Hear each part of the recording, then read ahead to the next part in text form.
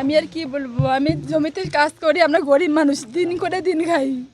আমার একটাই দোষ, আমি বিজেপি করি। কেন আমরা গরিব দেখি কি আমি বিজেপি করতে পারবো না? আমরা সুরক্ষা চাই। আমি চাই যে আমাদের যারা উদয়নগরের নেতৃত্বে যারা আমার বাড়িতে এরকম মারধর করে আমাদের বাড়ি ঘর ভেঙে গেছে, আমার বাচ্চারা আজকে না খেয়ে স্কুলে গেছে, পড়াশোনা করে বই খাতা সব পূর্ণ খেলে ছুটে ফেলছে। আমি চাই এদের বিচার হোক, এরা যেন শাস্তি পায়।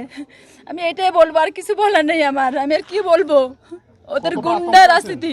আমরা কারণ ঘুমোতে পারিনি দাদা, আমরা সবাই আতঙ্ক, আমরা বাড়ির বাচ্চার বা আমাদের বাড়িতে পরিবার। আমি জানি না আপনারা যাওয়ার পরে আমাদের উপর আবার ওরা হামলাও করবে। ওরা আমাকে কালকে বলছে তুমি বের হও, তোকে খুন করব। আমাদের জন্য কোনো ক্ষতি হয় সব কিছু উদানগ্রহ দায়ী। ওরা বলছে যে ওদেরকে খুন করবি, কি করার আমি এসি।